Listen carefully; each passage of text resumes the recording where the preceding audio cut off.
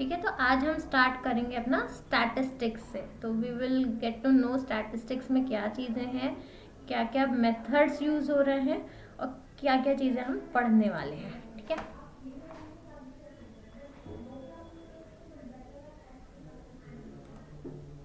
तो सबसे पहले स्टैटिस्टिक्स होता क्या है।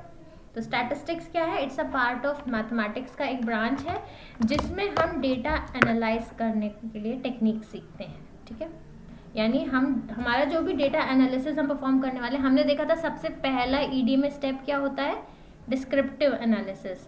डिस्क्रिप्टिव एनालिसिस फाउंडेशन होता है और उसमें हम क्या करते हैं, बेसिक स्टैट्स रन करेंगे हमारा जो भी डेटा सेट होगा। ठीक है, तो यानी हम स्टैटिस्टिक्स का इस्तेमाल करते हैं प्रिडिक्शंस करने के लिए भी, जिससे हमें पता चले जो भी हम प्रिडिक्ट कर रहे हैं डेटा वो कितना रिलायबल है, क्या वो सही है या नहीं है। ठीक है, तो स्टैटिस्टिक्स से कुछ फंडामेंटल्स हैं जो आपको अभी स्क्रीन पे भी दिख रहे हैं। यानी हम मैथमेटिकल कुछ फॉर्मूलाज यूज़ करेंगे, मेथड्स यूज़ करेंगे, जिसके बेसिस पे हमें कुछ समरी निकल के आएगी कि हमारा डेटा के सेंट्रल टेंडेंसीज क्या है, कितना वाइडली डिस्पर्स्ड है हमारा डेटा, वो सारी चीज़ें हमें मिलेंगी। यानी हमें क्या, हमें बहुत सारे मैथमेटिकल ऑपरेशंस परफॉर्म करने होंगे यहाँ पे। तो इट्स नॉट दैट कि हम मैनुअली परफॉर्म कर रहे होंगे, we will be using some functions for that. हम सिंपली कुछ फंक्शंस ट्राई करेंगे, उन फंक्शंस के बेसिस पे हमें रिजल्ट्स मिलेंगे। यानी हमारा जो डेटा होगा, यानी डेटा सेट होगा, उसका समरी मिल जाएगा हमें कि हमारे डेटा में लेट्स से मीन क्या है, मीडियन क्या होने वाला है, मोड क्या होने वाला है, रिप्रेजेंटेशंस क्या हैं, क्या दो पैरामीटर्स आपस में डिपेंडेंट हैं या नहीं।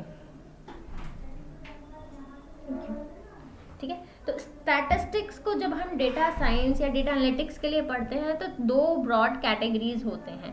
पहला है डिस्क्रिप्टिव मेथड्स, सेकेंड वन है इन्फ्रेंशियल मेथड्स।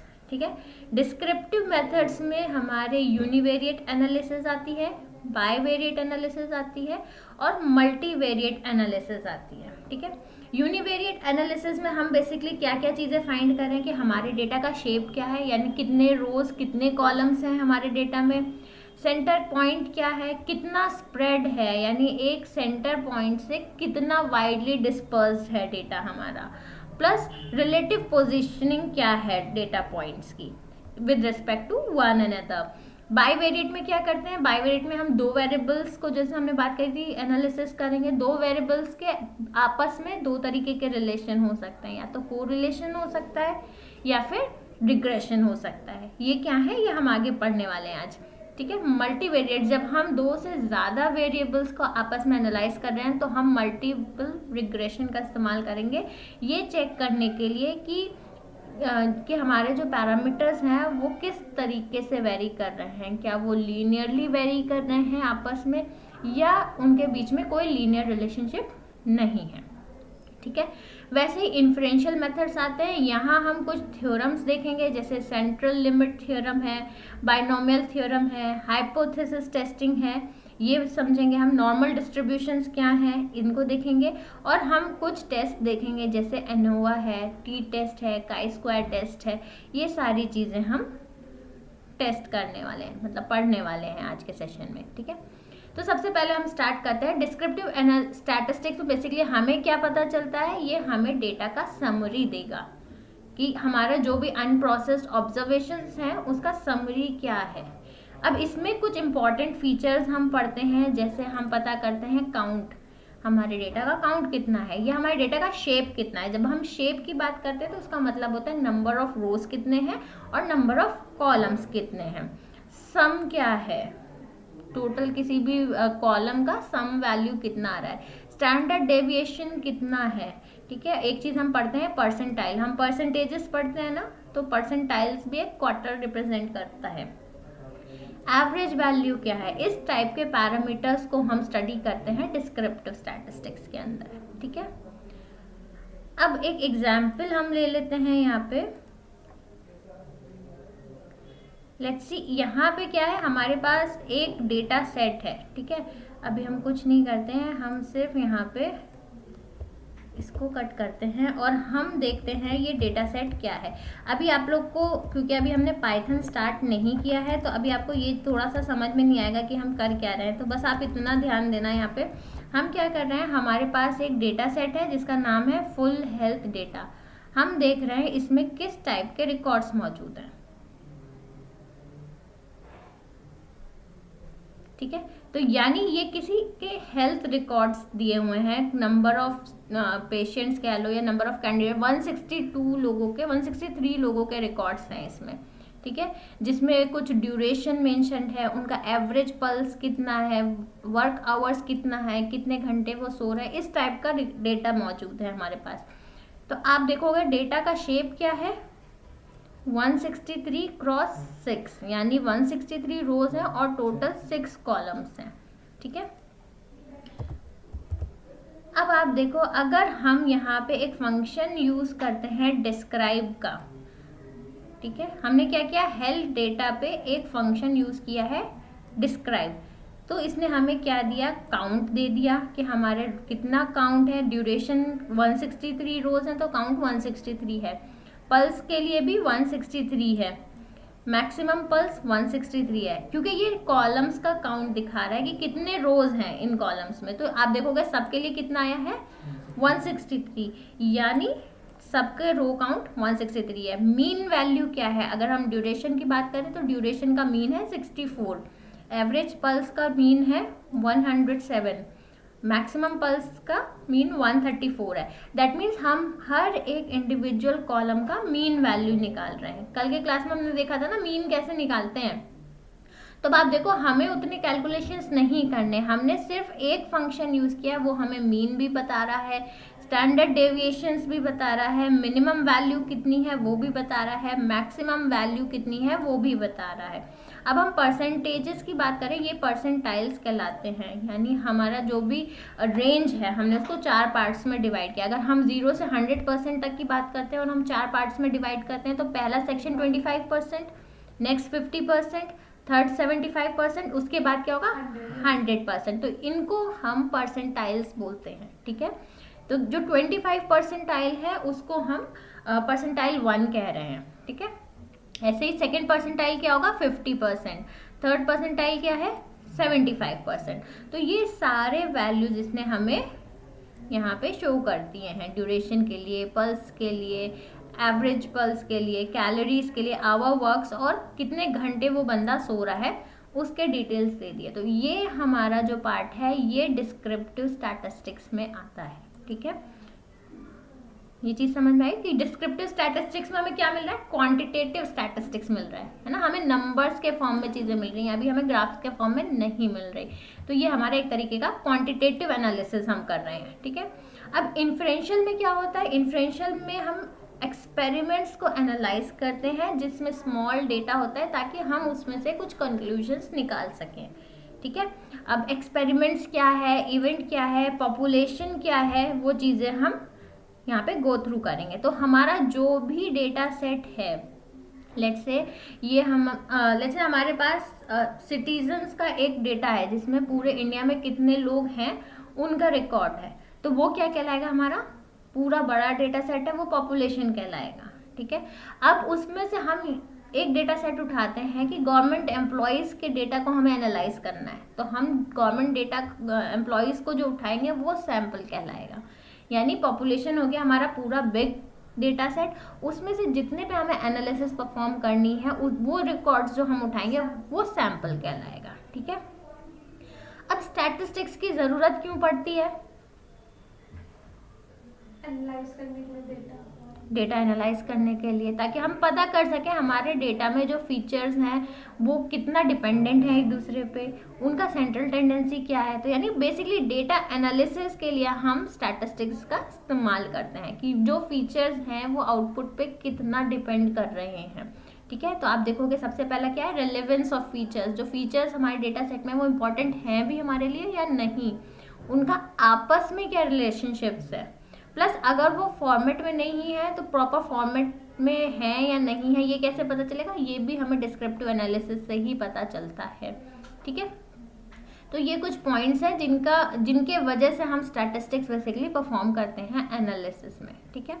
अब किन किन इंडस्ट्रीज में यूज़ किया जाता है, तो बहुत सारे हर इंडस्ट्री में आप देखोगे स्टैटिस्टिक्स का इस्तेमाल होता है। मेडिकल साइंस में स्टैटिस्टिक्स का इस्तेमाल किया जाता है। आप देखो आजकल के टाइम पे जो भी हम क्या नाम है OTG प्लेटफॉर्म्स की बात करते हैं, जैसे नेटफ्लिक्स हो गया, अमेजोन हो गया, ये सारे क्या करते हैं, एनालिटिक्स का इस्तेमाल कर रहे हैं। ये स्टैटिस्टिक्स का बेसिकली इस्तेमाल कर रहे हैं पैटर्न रिकॉग्निशन के लिए, रिकमेंडेशंस के लिए, रिसर्च वर्क में बहुत ज़्यादा इस्तेमाल होता है स्टैटिस्टिक्स। ठीक है, अब हम कुछ टर्मिनोलॉजीज देखते हैं जो हम फ्रीक्वेंटली यूज़ करेंगे स्टैटिस्टिक्स में, या हम एनालिटिक्स में आगे बढ़ेंगे तो हम ये टर्म्स बहुत कॉमनली ऑब्जर्व करेंगे, तो हमें इनका मीनिंग क्लियर होना चाहिए। तो जैसे पहला वर्ड है वेरिएबल।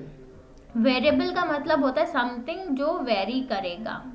ठीक है, यानी एनी वैल्यू जो टाइम टू टाइम चेंज कर सकती है। तो यानी ये क्या होगा, ये कोई भी काउंटेड वैल्यू हो सकती है, नंबर हो सकता है, कोई भी प्रॉपर्टी हो सकती है, और डेटा पॉइंट को हम वेरिएबल कहते हैं। हमने कल बात करी थी हमारा जो, जैसे ये क्या है, ये एक डेटा सेट है क्योंकि ये पूरा रिकॉर्ड है। इसमें अगर हम किसी एक पर्टिकुलर पॉइंट की बात करेंगे तो हम इसको क्या कहते हैं, डेटा पॉइंट। तो हम इसको वेरिएबल से भी डिनोट करते हैं। ठीक है, पॉपुलेशन की बात करें तो जस्ट ना अभी हमने देखा, जिस आप कह लो डोमेन से हम रिकॉर्ड्स उठा रहे हैं वो हमारा पूरा क्या कहलाता है, पॉपुलेशन। यानी it is a group of resources जहाँ से हम डेटा गैदर कर रहे हैं। ठीक है, पैरामीटर्स क्या होते हैं ये हमने कल देखा था। पैरामीटर्स क्या है, जैसे हम काफ़ी सारे स्टैटिस्टिक्स में मेथड्स यूज़ करेंगे, टेक्निकल हम फॉर्मूलाज यूज़ करने वाले हैं, तो हम क्या क्या चीज़ें निकालते हैं उसमें से, जैसे सेंट्रल टेंडेंसी के लिए हम मीन निकाल रहे हैं, मीडियन निकाल रहे हैं, मोड निकाल रहे हैं, या अगर हमने यहाँ डिस्क्राइब फंक्शन यूज़ किया था तो हम स्टैंडर्ड डेविएशन निकाल रहे थे। तो ये सारे पैरामीटर्स कहलाते हैं, स्टैटिस्टिकल पैरामीटर्स, यानी जिनके बेसिस पे हम अपने डेटा को ऑब्जर्व करने वाले हैं। ठीक है, तो स्टैटिस्टिकल पैरामीटर्स में क्या आता है, जैसे ये काउंट हो गया, मीन हो गया, स्टैंडर्ड डेविएशन हो गया, मिनिमम मैक्सिमम हो गया, और ये परसेंटाइल वैल्यूज आ गए। तो ये सारे हमारे स्टैटिस्टिकल पैरामीटर्स में आता है। एक चीज़ और हमने बात करनी है वो है प्रोबेबिलिटी डिस्ट्रीब्यूशन, यानी ये एक फंक्शन है जिसके थ्रू हमें प्रोबेबिलिटी पता लगती है किसी भी आउटकम के होने की। ठीक है, तो प्रोबेबिलिटी डिस्ट्रीब्यूशन कल हमने देखा था कि हमने एक ग्राफ टाइप का स्ट्रक्चर देखा था कि अगर हमारे कुछ इवेंट है वो हो रहा है at a certain number of times, तो हमने एक ग्राफ देखा था, इस टाइप का कुछ ग्राफ बना था, बेल शेप्ड कर्व हमने देखा था। तो वो क्या कहलाते हैं, प्रोबेबिलिटी डिस्ट्रीब्यूशन फंक्शन। और जिस पॉइंट का निकालना होगा तो वो क्या बताएगा, प्रोबेबिलिटी बताएगा for the occurrence of event at that data point. ठीक है, नेक्स्ट हम देखते हैं सैंपल। तो ये भी हमने समझा कि जो पॉपुलेशन में से रिकॉर्ड्स हम उठाने वाले हैं वो हमारा सैंपल कहलाता है, यानी ये जो डेटा हमने उठाया है, कहीं से भी उठाया हो, ये हमारा सैंपल है जिसपे हम स्टैटिस्टिक्स परफॉर्म कर रहे हैं। ठीक है, ये क्लियर है। अब हमने कुछ फंडामेंटल कॉन्सेप्ट समझते हैं, जैसे हमने ऊपर बात करी कोरिलेशन की। तो कोरिलेशन क्या है, कोरिलेशन आपस में रिलेशनशिप बताएगा, जैसे कि टर्म खुद कह रहा है, ये आपस में रिलेशनशिप बताएगा, अलग अलग फीचर्स का आपस में क्या रिलेशन है, डिपेंडेंसी क्या है। तो कल हमने इस चीज़ पे भी बात करी थी, अगर एक पैरामीटर, एक वेरिएबल बढ़ाने पे दूसरे का वैल्यू बढ़ रहा है तो हम उसको कहते हैं पॉजिटिव कोरिलेशन, यानी हम मैथमेटिक्स में इसको डायरेक्टली प्रोपोर्शनल भी बोलते हैं, यानी एक फीचर बढ़ेगा तो दूसरा फीचर भी बढ़ेगा। ठीक है, अगर इसका उल्टा होता है, यानी एक की वैल्यू बढ़ाने पे दूसरे फीचर का वैल्यू कम होता है, तो हम उसे क्या कहते हैं, नेगेटिव कोरिलेशन या इनवर्सली प्रोपोर्शनल, इसका एग्जांपल है। ठीक है, थर्ड क्या है, अगर एक वेरिएबल को बढ़ाने से दूसरे पे कोई फर्क ही नहीं पड़ रहा तो हम कहते हैं इनके बीच में आपस में कोई रिलेशन नहीं है। हाँ, तो they are independent of each other, आपस में डिपेंड नहीं कर रहे। ठीक है, तो अब हम आगे देखेंगे जब हम स्टैट्स परफॉर्म करेंगे पाइथन के थ्रू, तो हम देखेंगे कोरिलेशन अगर ग्रेटर देन 1 है तो वो पॉजिटिव कोरिलेशन है, लेस देन 1 है तो नेगेटिव कोरिलेशन है, 0 है तो दैट मीन्स कोई रिलेशनशिप एग्जिस्ट नहीं करती। तो इससे क्या हुआ, पॉजिटिव हाई वैल्यू आएगी, जैसे पॉजिटिव 100 आया, और एक पैरामीटर है जिसमें पॉजिटिव 2 वैल्यू आ रही है, तो दोनों पॉजिटिव कोरिलेशन है, लेकिन जितना कोरिलेशन का वैल्यू ज़्यादा होगा उसका मतलब है उतना डेंसली कोरिलेटेड है। डेंसली मतलब उतना ज़्यादा इम्पैक्ट कर रहा है, ठीक है। तो हमने कोरिलेशन देखा, यानी हमने क्या देखा, पॉजिटिव रिलेशन है, पॉजिटिव कोरिलेशन का मतलब है वैल्यू 0 से बड़ी होगी, नेगेटिव है तो 0 से कम होगी, और 0 है तो मतलब कोई कोरिलेशन एग्जिस्ट नहीं कर रहा। तो आगे जब हम पाइथन पे सारे डेटा सेट ये परफॉर्म करेंगे तो हम देखेंगे कोरिलेशन की वैल्यूज क्या आ रही हैं। अगर पॉजिटिव है तो हमें पता चल जाएगा ये दो पैरामीटर्स डिपेंडेंट हैं एक दूसरे पे, 0 है तो डिपेंडेंसी नहीं है, ठीक है। अब हम समझते हैं रिग्रेशन क्या है, क्योंकि रिग्रेशंस को भी हम इम्पॉर्टेंट पैरामीटर है। रिग्रेशन क्या बताएगा, ये बताएगा how one or more independent variables and a dependent variable relate to one another. अभी हम दो वेरिएबल्स की बात कर रहे थे, अब हम क्या कह रहे हैं, अब हम बात कर रहे हैं इंडिपेंडेंट वेरिएबल और डिपेंडेंट वेरिएबल की। इसको एक बार हम समझते हैं एग्जाम्पल से। ऑलराइट, अब देखो बेसिक मैथ्स का थोड़ा सा हम यहाँ देखेंगे। अगर हमारा ये कोई भी फंक्शन होता है, फंक्शन को मैथ में हम ऐसे रिप्रेजेंट करें, पढ़ा होगा आपने कभी, y is equals to mx plus c, जहाँ y क्या होता है, y हमारा आउटपुट होता है। ये फंक्शन भी बोलते हैं, आप इसको fx बोलते हो, यानी हमारा जो आउटपुट है वो किस पे डिपेंड कर रहा है, अभी एक वेरिएबल पे डिपेंड कर रहा है। वेरिएबल हमारा x कहलाता है, m हमारा क्या होता है, स्लोप, यानी किस डिग्री से हमारा आउटपुट हमारे इनपुट वेरिएबल पे डिपेंड कर रहा है, ठीक है। c हमारा कांस्टेंट वैल्यू होती है।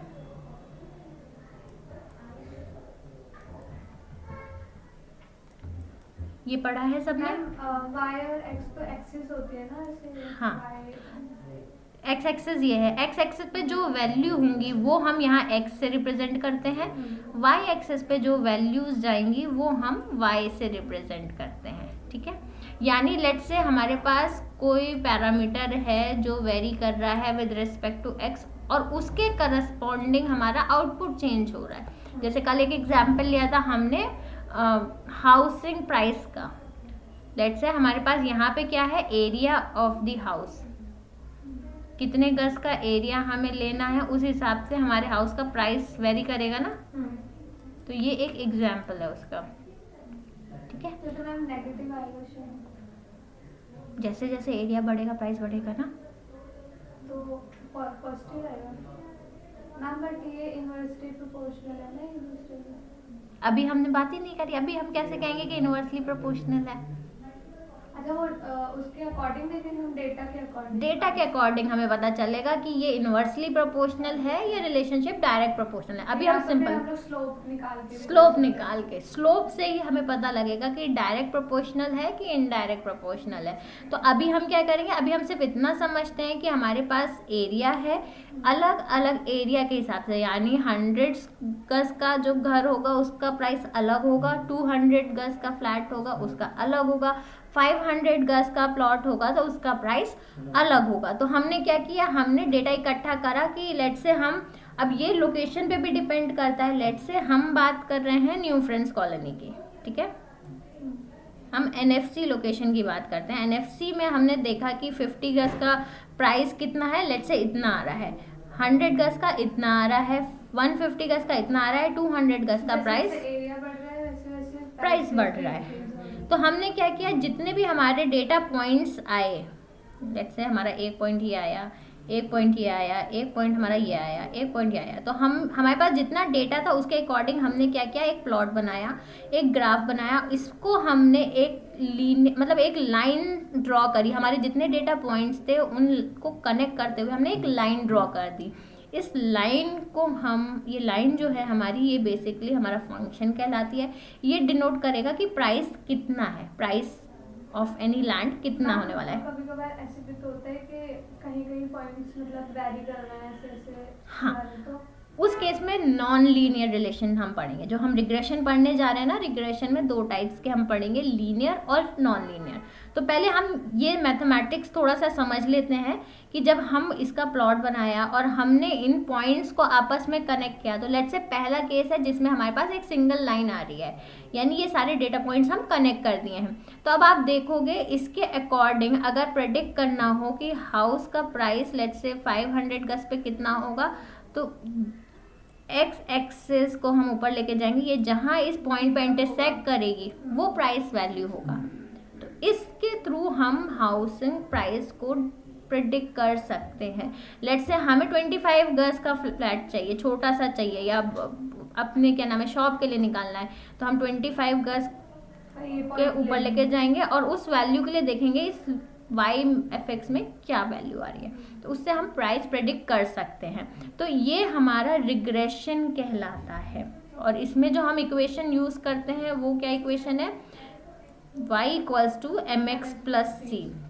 ठीक है, y क्या है, y वैल्यू होगा प्राइस का, x क्या है, x हमारा एरिया हो गया, इस केस में c क्या है, कुछ कांस्टेंट होगा लेट्स से, क्योंकि आप देखो ये 0 से स्टार्ट नहीं हो रहा, ये कुछ वैल्यू ऑफ y से स्टार्ट हो रहा है, तो ये वैल्यू हमारा कांस्टेंट c कहलाता है कि ये हाँ, कई बार ये 0 भी हो सकता है, बट प्रैक्टिकल केसेस में कुछ ना कुछ वैल्यू रहेगी। ठीक है, तो आप ये देख लो, ये जो इंटरसेप्ट कर रहा है इसको हम इंटरसेप्ट करते हैं कि जहाँ x की वैल्यू 0 है, y की वैल्यू 0 नहीं है, तो ये इंटरसेप्ट जो है ये हमारा कांस्टेंट वैल्यू कहलाती है। ठीक है, और यहाँ m क्या है, m स्लोप है। स्लोप का क्या मतलब होता है, ये value divided by this value. ठीक है, इससे हमें स्लोप मिलता है। ठीक है, ये चीज समझ में आ रही है। तो हमारे पास ये वैल्यूज, इसमें क्या है, m क्या है, m तो स्लोप फिक्स है। अगर हम लीनियर टर्म्स में बात करें तो हमारा स्लोप फिक्स्ड है, ये वेरी नहीं कर रहा। वेरी क्या कर रहा है, x। c क्या है, ये भी कांस्टेंट है, ये भी वेरी नहीं कर रहा।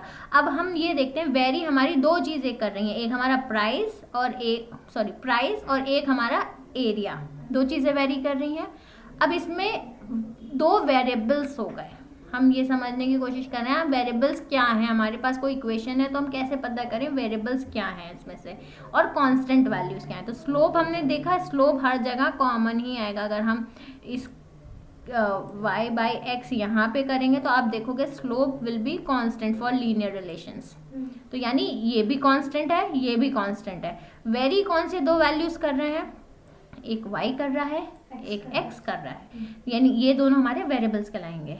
ठीक है, अब वेरिएबल्स में भी 2 वेरिएबल्स होते हैं, एक कहलाता है डिपेंडेंट वेरिएबल, एक होता है इंडिपेंडेंट। तो डिपेंडेंट का मतलब क्या है, वो दूसरे पे डिपेंड करेगा।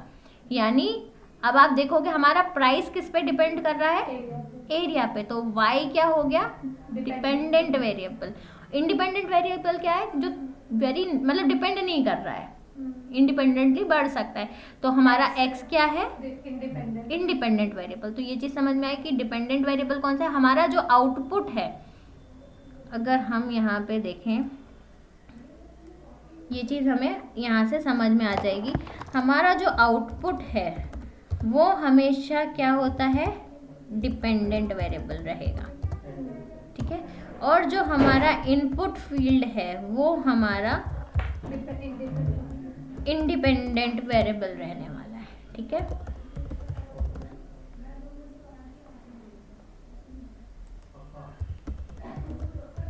और हमने क्या देखा, और हमने देखा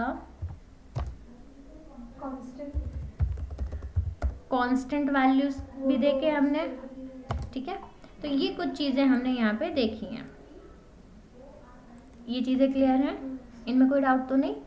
ठीक है, लेट्स प्रोसीड। अब हम देखें, अगर हमारा रिलेशन लीनियर है, यानी जो हमारा डिपेंडेंट वेरिएबल है, जो हमारा y है, जैसे जैसे x बढ़ रहा है एक सर्टेन रेशियो के हिसाब से y बढ़ेगा, तो हम कहते हैं लीनियर रिलेशन है। यानी x बढ़ा तो y बढ़ गया, फिर x कुछ डिग्री बढ़ा तो सेम डिग्री y बढ़ गया, तो इसको हम लीनियर रिलेशन बोलते हैं। ठीक है, यानी ये जो एग्जाम्पल हमने देखा है ये है लीनियर रिग्रेशन का। ठीक है, सिमिलर वे में या तो बढ़ सकता है या घटने का भी हो सकता है, कम भी हो सकता है। कि लेट्स से अगर कोई value with respect to time घट रही है, अगर हम यहाँ पे एग्जांपल लें हमारी हेल्थ का, तो हेल्थ कंडीशन जब हम छोटे होते हैं तब बहुत अच्छी होती है, विदिन टाइम जैसे जैसे एज बढ़ती जाती है हमारी हेल्थ क्या है, डिग्रेड होती जाती है। तो रिलेशन वहाँ भी लीनियर है। तो एज क्या कहलाएगा, एज हमारा क्या हो जाएगा, इंडिपेंडेंट वेरिएबल, और हेल्थ क्या हो जाएगी, डिपेंडेंट वेरिएबल। ठीक है, बट इस केस में क्या है, लीनियर रिलेशनशिप है लेकिन वो नेगेटिव रिलेशनशिप है। नेगेटिव का मतलब है एक बढ़ रहा है तो दूसरा सेम रिस्पेक्ट में घट रहा है। तो यहाँ से हम 2-3 चीज़ें हमेशा ध्यान रखेंगे। अगर कोई भी टर्म, कोई भी पैरामीटर, चाहे वो कोरिलेशन हो चाहे वो रिग्रेशन हो, अगर हम पॉजिटिव की बात करते हैं तो मतलब एक वैल्यू बढ़ने पर दूसरा बढ़ेगा, और अगर एक बढ़ने पर दूसरा कम होगा तो हम उसको नेगेटिव से रिप्रेजेंट करेंगे। अब लेट्स से एक पैरामीटर बढ़ रहा है, दूसरे पे कोई फिक्स अमाउंट में रिफ्लेक्ट नहीं कर रहा है, इस टाइप के रिलेशनशिप को हम कहते हैं नॉन लीनियर रिलेशनशिप्स। यानी ये जो रिग्रेशन टेक्निक आएगी वो नॉन लीनियर रिग्रेशंस कहलाते हैं। हम कर्व्ड भी बोल सकते हैं। कर्व्ड आप बोल सकते हो, लेकिन टेक्निकल टर्म्स में मतलब कर्व्ड आप अंडरस्टैंडिंग के लिए समझ सकते हो। हाँ, कर्व हो सकता है, ये क्वाड्रेटिक एक्सप्रेशन हो सकता है, हाइपरबोलिक हो सकता है, कुछ भी हो सकता है, बट वो लीनियर नहीं है तो हम उसको नॉन लीनियर बोलते हैं। ठीक है, ठीक है। लीनियर रिग्रेशन क्या है, जिसमें हमारा म्यूचुअल रिलेशनशिप एग्जिस्ट करेगा वेरिएबल्स के बीच में, यानी डिपेंडेंट वेरिएबल और इंडिपेंडेंट वेरिएबल एक रिस्पेक्ट में वेरी करेंगे। अब जो हमारा एक तरीका है लॉजिस्टिक रिग्रेशन, इसमें आप देखोगे क्या है, बाइनरी रिस्पॉन्स जो है one or more protected variable का वो लगाया जाता है, और इसको हम लॉजिस्टिक रिग्रेशन कहते हैं। ठीक है, यानी रिलेशनशिप नॉन लीनियर है, ये चीज़ हमें ध्यान रखनी है। ठीक है, अब हम यहाँ पे एक चीज़ और देखेंगे। अक्सर जब हम डेटा सेट की बात करेंगे तो हम देखेंगे कि हमारा डेटा सेट बायस है। तो बायस क्या होता है, मैम एक ही तरफ किसी का डिसीजन जाना है या एक ही तरफ, हाँ मतलब थोड़ा सा पार्शियल हो जाना। तो बायस क्या है, बायस सिंपली कुछ नहीं है, जब हमारे पास एक लेट से पूरा पॉपुलेशन है तो अब हमें क्या है, हम क्या चाहेंगे कि हमारा जो रिजल्ट है वो हमें मिल सके, तो बायसिंग का हम इस्तेमाल करते हैं। तो 3 टाइप के बायस आपको देखने को मिलेंगे। पहला है selection bias, confirmation bias, and there is one third also. तो अभी हम पहले देखते हैं कि सिलेक्शन बायस में हम क्या करते हैं। तो सिलेक्शन बायस क्या, it is the phenomena of choosing group of data from statistical analysis in a way that it prevents data from being randomly chosen. यानी हमने पूरे डेटा सेट में से एक तो हो गया कोई से भी रिकॉर्ड्स उठा लिए। अगर हम एग्जाम्पल लें, लेट्स से एक क्लास में 30 बच्चे हैं, ठीक है, और 30 बच्चों का वेट हमारे पास है। अब टीचर को क्या करना है, टीचर को चेक करना है कि एवरेज वेट कितना है क्लास का। तो एक तरीका तो यह है कि सारे बच्चों का ले ले, उनको एवरेज कर ले। दूसरा तरीका क्या है, 30 बच्चे हैं तो 10-10 बच्चों का सैंपल कर ले और फिर उनका एवरेज ले ले।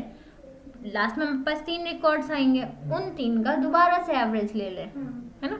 एक तरीका तो ये है। अब क्या है, इसमें हमने जो 10-10 की चूज करा है, हमने फिक्स कर दिया हम 10 यहाँ से उठाएंगे, 10 यहाँ से उठाएंगे और 10 इस ग्रुप से उठाएंगे। कई बार क्या होता है, ये हम रैंडमली उठा रहे हैं, कोई से भी उठा सकते हैं।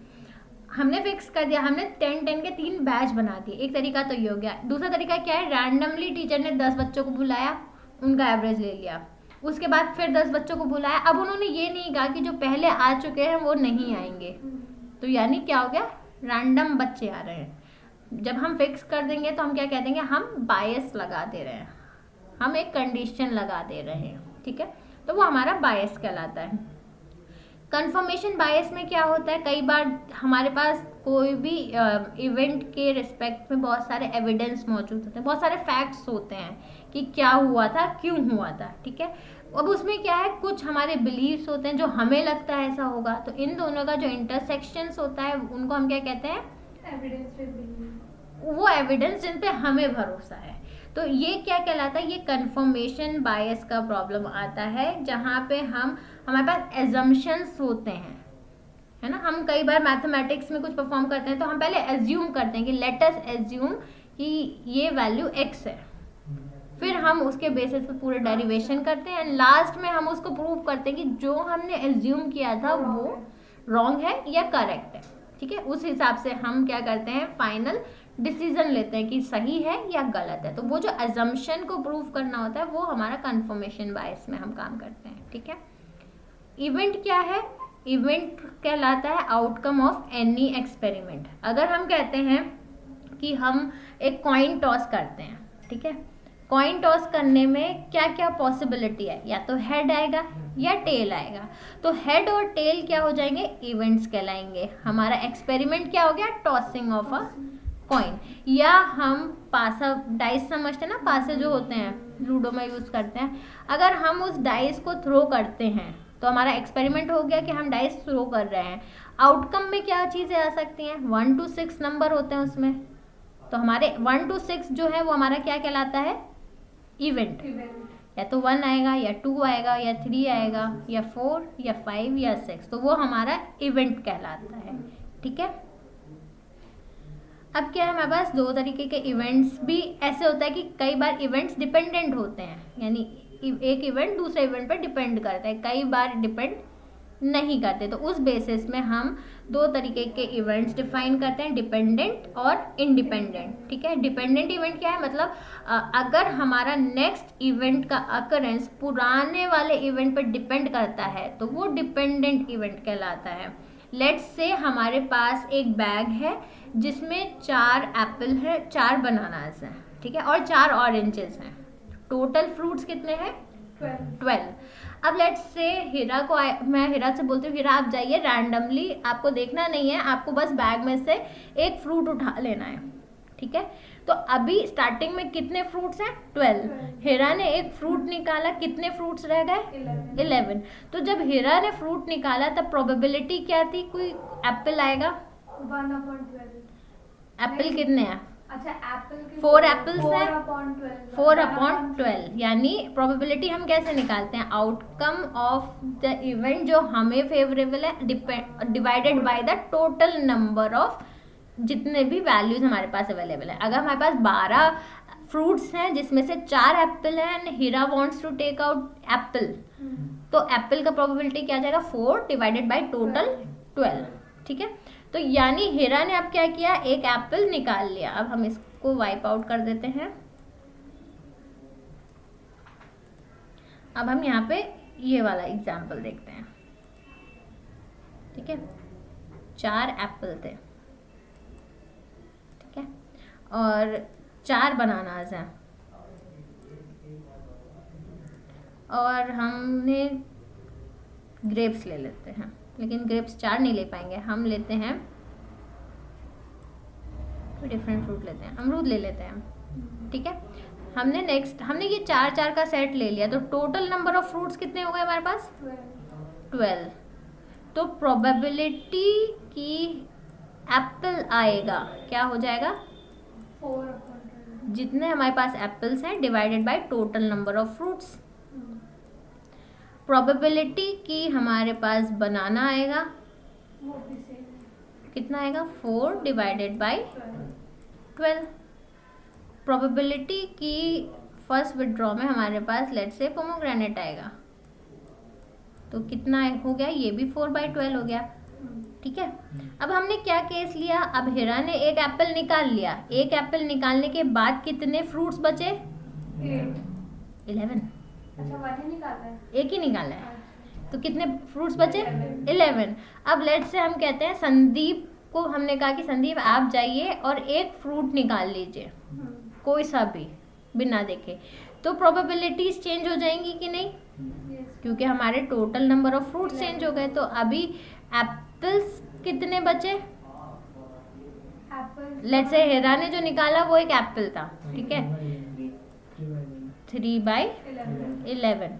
तो अब आप देखो प्रोबेबिलिटी जो पहले 4/11 थी अभी क्या हो गई, 3/11 चेंज हो गई। यानी ये जो एक्सपेरिमेंट हम परफॉर्म कर रहे हैं इसमें जो प्रीवियस इवेंट है, प्रीवियस इवेंट यानी संदीप अभी निकाल रहे हैं, ये करंट इवेंट हो गया, प्रीवियस यानी पास्ट इवेंट, हीरा ने फ्रूट विड्रॉ किया, यानी करंट इवेंट जो है वो डिपेंड कर रहा है प्रीवियस इवेंट पे, ये चीज़ समझ में आ रही है? नहीं सॉरी। इसको हम कहते हैं डिपेंडेंट इवेंट्स, यानी एक इवेंट दूसरे पे डिपेंड कर रहा है। सेम वे में लेट्स से संदीप ने एक एप्पल निकाल लिया, ठीक है।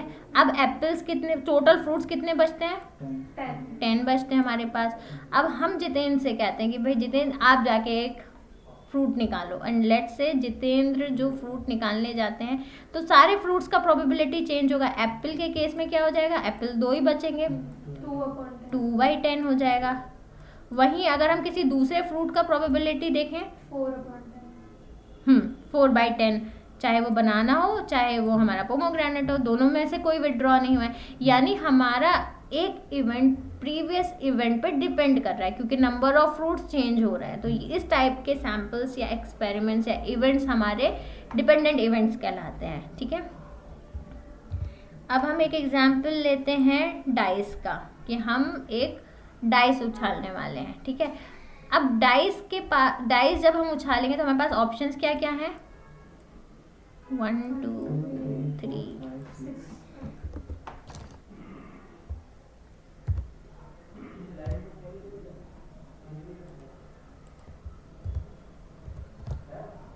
हम इसको ऐसे लेते हैं। डाइस के केस में हमारे पास ऑप्शंस क्या है? 1 2 3 4 5 6, ठीक है। अब हम पहले हीरा को बोलते हैं कि हीरा आप एक्सपेरिमेंट परफॉर्म करो जाके, एंड लेट्स से हीरा ने डाइस उछाला, तो प्रोबेबिलिटी 1 का कितना है? 1/6। 2 आने का कितना है? 1/6, क्योंकि 2 भी एक ही है। 3/6 का भी, सबका 1/6 है, ठीक है। अब हीरा के बाद संदीप डाइस थ्रो करेंगे, तो प्रोबेबिलिटी क्या रहेगा? 1/6। इसके बाद अगर हम जितेंद्र को बोलेंगे कि जितेंद्र आप डाइस थ्रो करो, तो प्रोबेबिलिटी क्या रहेगा 1 आने का?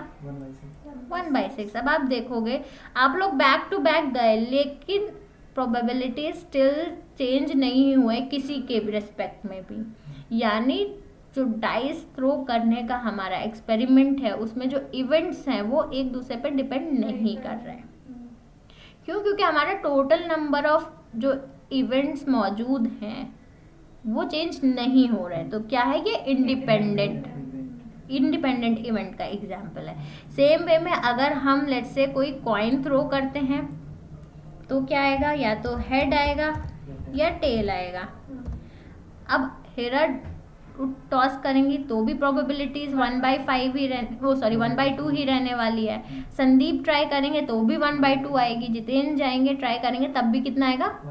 1/2। यानी कि आपके जो प्रोबेबिलिटीज हैं वो इवेंट के, पास्ट इवेंट के अकरेंस पे डिपेंड नहीं कर रहे। तो ये हमारा कहलाता है इंडिपेंडेंट इवेंट्स, ठीक है। डिपेंडेंट इवेंट, इंडिपेंडेंट इवेंट समझ में आ रहा है? ठीक है। अब हम कुछ चीज़ें और समझते हैं। जैसे हमने कल बात करी थी, डिस्ट्रीब्यूशन फंक्शन भी समझा था, है ना, प्रोबेबिलिटी डिस्ट्रीब्यूशन फंक्शन। यानी किसी भी इवेंट के अकरेंस का जो प्रोबेबिलिटी है पॉपुलेशन में से वो निकालना। तो उस टाइम पे हमने बात करी थी कि हम आगे चल के पैरामीटर्स पढ़ने वाले हैं, जैसे मीन, मीडियन, मोड, इनका क्या यूज़ आने वाला है,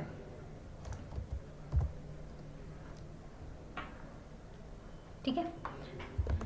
तो सबसे पहले लेट्स से हमारे पास कुछ डेटा है जिसका ग्राफ हमने अगर प्लॉट किया है, यानी लेट्स से कुछ इस टाइप का बेल कर्व का उसका प्रोबेबिलिटी का ग्राफ आया है हमारे पास, ठीक है। अब हमने कुछ पैरामीटर्स पढ़े थे कि जैसे मीन क्या होता है? Average value.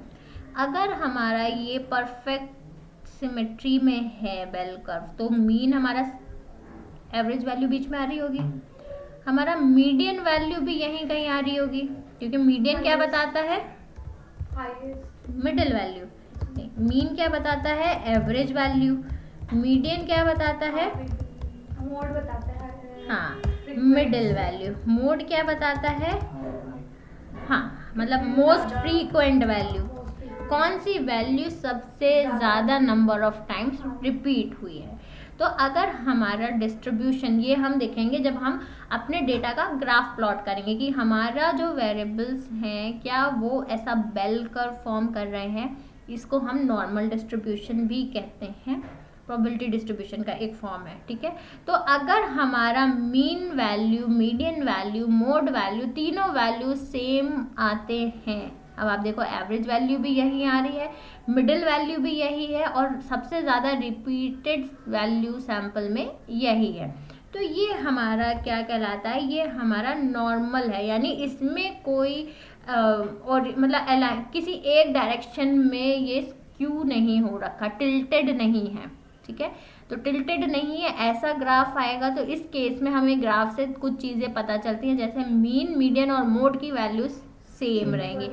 अगर हम अपने इस एग्जाम्पल में देखें तो यहाँ हमें सिर्फ मीन वैल्यू है, यहाँ हमने मोड वैल्यू और मीडियन वैल्यू नहीं निकाली है। तो जब हम ऐसा कोई डेटा सेट प्रैक्टिस करेंगे ना, तो हम वहाँ पे ये वैल्यूज़ निकाल के चेक करेंगे डेटा सेट में कि मीन वैल्यू क्या आई है, मीडियन वैल्यू क्या आई है, मोड वैल्यू क्या आई है। इससे हमें कुछ चीज़ें समझ में आएंगी, जैसे कि आगे चल के जब हम ग्राफ्स पे मूव करेंगे ना, तो इन ग्राफ्स के थ्रू हमें इनसाइट्स पता चलेंगे, किसी भी पैरामीटर के ट्रेंड पता चलेगा कि मोस्ट ट्रेंडिंग क्या है, ठीक है।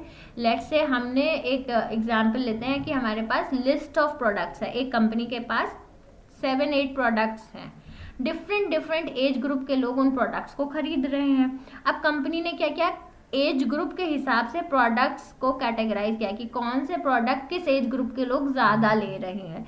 तो लेट से कुछ इस टाइप का ग्राफ बन के आता है। तो इससे हम इन्फ्रेंस क्या निकालेंगे कि जो इससे कम एज वाले लोग हैं उनको कुछ अलग सेट ऑफ प्रोडक्ट्स पसंद आ रहे हैं, इसके बाद वाले एज ग्रुप को कुछ अलग सेट ऑफ प्रोडक्ट्स पसंद आ रहे हैं, और जो हमारा मिडिल मोस्ट एज ग्रुप है उनको कौन से प्रोडक्ट पसंद आ रहे हैं, यानी मैक्सिमम बाइंग किस रेंज में आ रही है।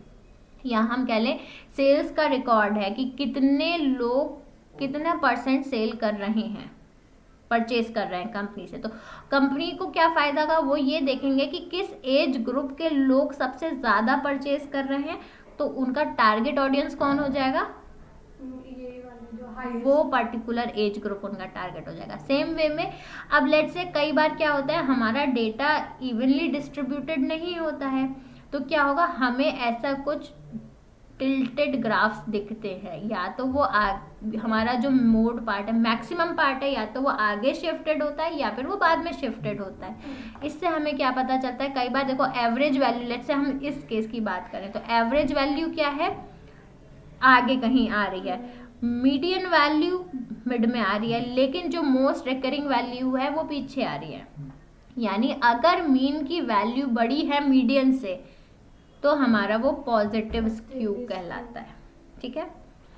अगर हमारा मीन छोटा है मीडियन से, तो यानी हमारा जो है नेगेटिव स्क्यू है, यानी हमारा जो भी ओरिएंटेशन है, अलाइनमेंट है, वो मीन के आगे की तरफ ज़्यादा है, यानी हमारा जो डेटा सेट है उसमें मैक्सिमम वैल्यूज़ मीन के बाद मिलने वाले हैं हमें, ठीक है। तो इस टाइप से हम ग्राफ्स को स्टडी करके समझने की कोशिश करते हैं कि अगर मीन छोटा है मीडियन से, तो उसका मतलब क्या है, उसका मतलब ये है कि मैक्सिमम लोग या मैक्सिमम पॉपुलेशन सैंपल में जो एग्जिस्ट कर रहे हैं डेटा पॉइंट, वो मीन से पहले करने वाले हैं।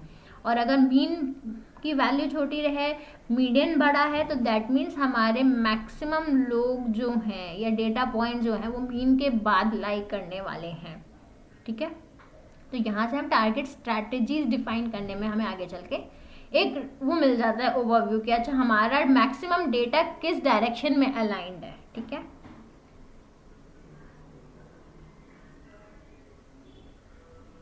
ठीक है, अब हमने वहाँ पे परसेंटाइल की बात करी, तो परसेंटाइल्स क्या है, परसेंटेज ऑब्जर्वेशंस दिखाने के लिए हमने यूज़ किया, 0 से लेके 100% तक होता है। इस रेंज को हम 4 पार्ट्स में डिवाइड करते हैं, ठीक है। जैसे ये हमारा एक रेंज है, 0 से स्टार्ट होता है, 100% तक का हमारे पास परसेंटेज में स्केल होता है ना। अगर हम इसको 4 पार्ट्स में डिवाइड करें, 1 2 3, ठीक है, 1 2 3, ठीक है। तो ये पहला जो है परसेंटाइल, ये 25th परसेंटाइल रिप्रेजेंट करता है। 25% डेटा ही तो बताएगा, यहाँ से यहाँ तक का जो होगा ये हमारा कितना परसेंट डेटा आ जाएगा, अब आप देखोगे 50%। Very good. सिमिलर पैटर्न में यहाँ तक का जो डेटा है ये कितना हो जाएगा, यहाँ से तक 75 एंड लास्टली पूरा 100%। अब एक चीज हमें यहाँ ये देखनी है, हमने कहा मीडियन क्या होता है, मिडिल वैल्यू, यानी मिडिल वैल्यू कहाँ लाई करेगी, 50th परसेंटाइल। इस यानी जो सेकेंड क्वाड्रेंट है हमारा, सेकेंड Q2 क्वार्टाइल बोलते हैं इसको बेसिकली, क्योंकि हम 4 पार्ट्स में डिवाइड कर रहे हैं। जो सेकेंड क्वार्टाइल है इनको हम ऐसे Q1 Q2 से रिप्रेजेंट कर देते हैं। ये हम इसलिए पढ़ रहे हैं, थोड़ा सा बोरिंग है लेकिन ये हम इसलिए पढ़ रहे हैं ताकि आगे चल के हमें समझ आ सके चीज़ें। तो आप देखोगे जो Q2 का वैल्यू है वो एक्चुअल में हमारा क्या है, मीडियन है। ठीक है, मीडियन वैल्यू। ठीक है, तो परसेंटाइल्स क्या है, परसेंटेज के टर्म्स में बताता है कि हमारा डेटा किस रेंज में लाई कर रहा है। क्या हमारा मैक्सिमम डेटा Q1 में लाई कर रहा है, Q2 में लाई कर रहा है, Q3 में लाई कर रहा है, या थ्रू आउट इवनली स्प्रेड है, यानी 0 से 100% तक इवन स्प्रेड हो रखा है। ठीक है, हम एक चीज़ ये भी देखेंगे कि स्टैंडर्ड डेविएशन क्या है। स्टैंडर्ड डेविएशन में हमें ये पता चलता है कि हमारा जो डेटा है वो मीन से कितना स्प्रेड है। क्या मीन के बिल्कुल बराबर में डेटा है सारा, या मीन से दूर है हमारे डेटा पॉइंट्स। ठीक है, इसमें आप इस तरीके से समझ सकते हैं हम। लेट्स से ये हमारी लाइन मीन को रिप्रेजेंट कर रही है, ये हमारा डेटा है, ये जो रिग्रेशन वाली लाइन थी ये हमारा मीन है बेसिकली। अब हमारे डेटा पॉइंट्स होंगे कुछ सैंपल में से कुछ इस तरीके के।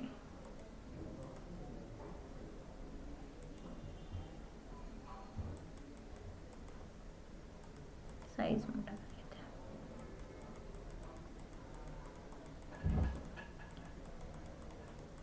ठीक है, यानी हमारे मीन से कितने डिस्टेंस तक हमें डेटा पॉइंट्स मिल रहे हैं।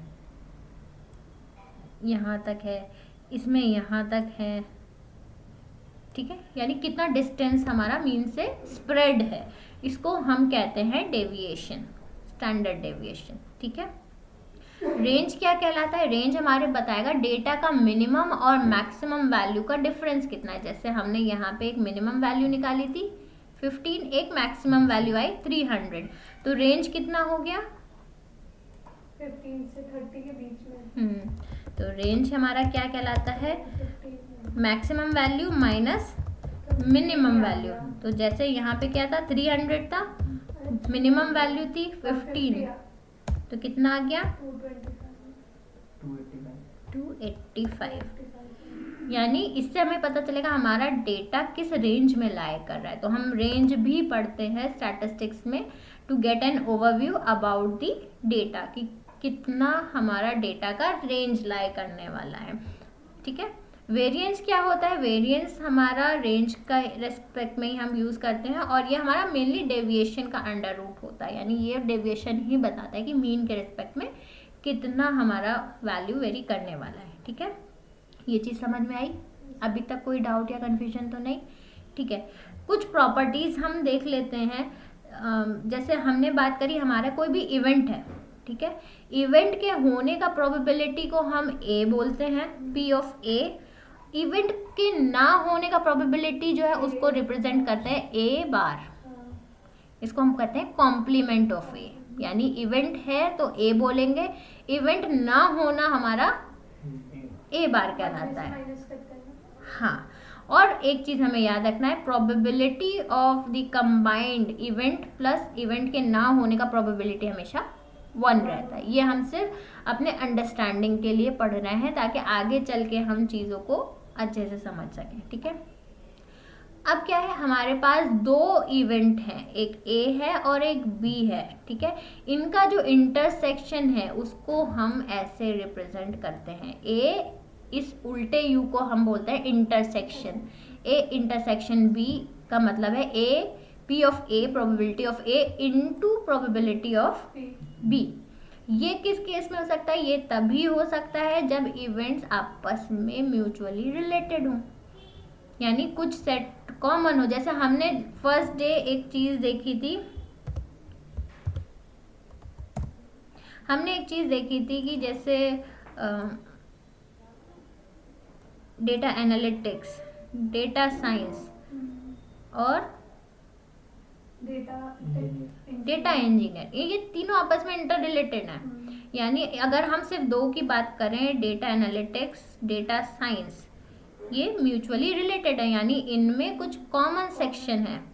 तो जब हम इंटरसेक्शन की बात करते हैं तो हम वो डेटा पकड़ेंगे जो दोनों में कॉमन है, ए इवेंट में और बी इवेंट दोनों में कॉमन है, तो हम इंटरसेक्शन की बात करेंगे। तो इंटरसेक्शन का फॉर्मूला क्या है? प्रोबेबिलिटी कितना होगा इंटरसेक्शन का, उसका मतलब है probability of A into probability of B. ऐसे ही यूनियन की अगर हम बात करें, लेट्स से हमारे पास दो इवेंट हैं, हमें कंबाइंड प्रोबेबिलिटी पता करनी है कि ए के होने के कितने चांसेस हैं और बी के होने के कितने चांसेस हैं। तो हम यहाँ पे एक फॉर्मूला यूज करते हैं कंडीशनल प्रोबेबिलिटी का, ठीक है।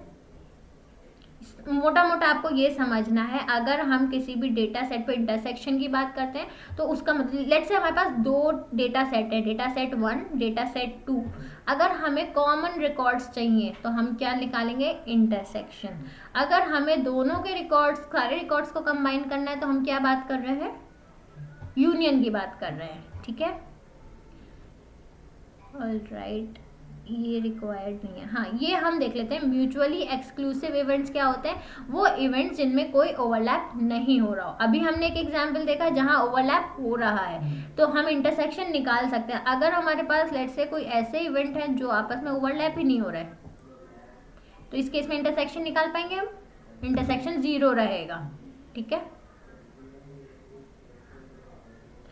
सेंट्रल टेंडेंसीज हमने कल भी बात करे थे, एक बार आज फटाफट ओवरव्यू ले लेंगे, फिर हम आज का टॉपिक यहीं पे बाइंड अप करेंगे, बाकी का हम कल कंटिन्यू करेंगे, ठीक है।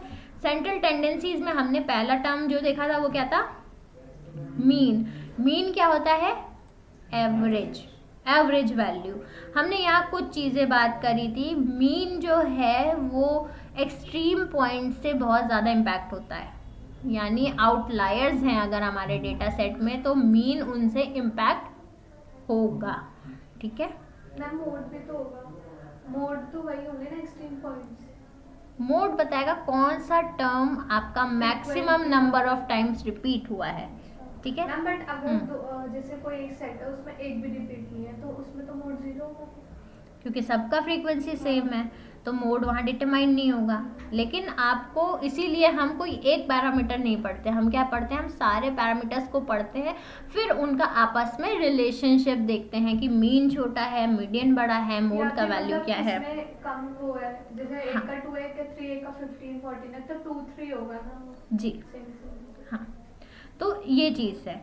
तो अभी क्या है, यानी हमें मीन निकालना होगा तो हम क्या करते हैं? हमारे जितने भी डेटा पॉइंट्स हैं सबका सम divided by number of items, इससे हमें मीन मिल जाता है, ठीक है।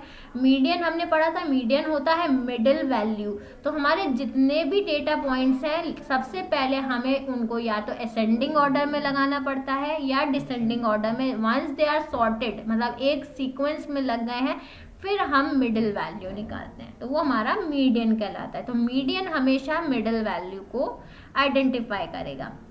अगर ऑड नंबर ऑफ एलिमेंट्स हैं डेटा सेट में तो मीडियन आराम से निकाल लेंगे हम। अगर इवन नंबर ऑफ एलिमेंट्स हैं तो मिडिल में हमारे पास 2 एलिमेंट्स निकल के आते हैं, है ना। लेट्स से हमारे पास कुछ ऐसे टर्म्स हैं 1 2 3 4 5 6 7 8 9, लेट्स से ये 9 एलिमेंट्स हैं। अभी हमारे पास 9 एलिमेंट्स हैं, सेंटर मोस्ट एलिमेंट निकाल लोगे तो कौन सा वैल्यू है? तो मैम इसमें वैरी करेगा ना, तो अभी तो अच्छा अभी तो 5 है, अभी 5 है, मतलब ऐसा होता है ना, अगर 10 हो गई तो फिर हम 2 लेते हैं। 10 हो गई तो हम देखेंगे मिडिल वैल्यू हमारी 2 वैल्यूज आ रही हैं, तो हम क्या करेंगे? 5 और 6 का एवरेज लेंगे, ठीक है। इवन के केस में हमें जो भी 2 मिडल मोस्ट टर्म्स हैं उनका एवरेज लेना पड़ता है, ठीक है। तो उससे हमारा क्या आ जाएगा, मीडियन आ जाएगा। अब आप एक चीज़ नोटिस करिएगा, मीन इज नेसेसरी नहीं है कि मीन आपके सैंपल की ही वैल्यू हो। अगर हम मीन निकालेंगे, लेट्स से ये तो हमने मीडियन निकाल लिया,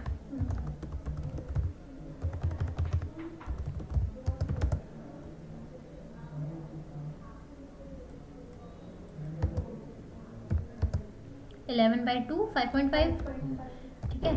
मीन कितना आएगा, मीन निकालिए, कोई कैलकुलेटर है, ऐड कर लिए कैलकुलेटर पे फटाफट।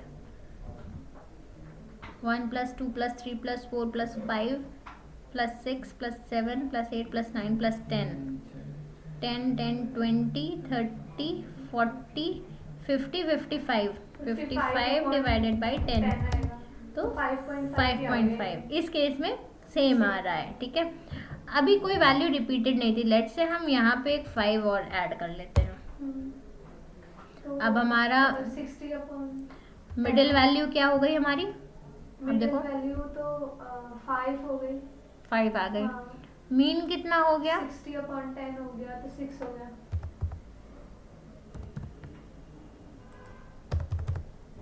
और मोड वैल्यू क्या हो गई, मैक्सिमम 5 रिपीट क्या हो रहा है, 5 हो रहा है। तब आप देखो मीडियन वैल्यू हमारी इस केस में 5 आई, पिछली बार 5.5 आई थी, तो लेकिन 5.5 हमारे डेटा सेट में एग्जिस्ट नहीं कर रहा था।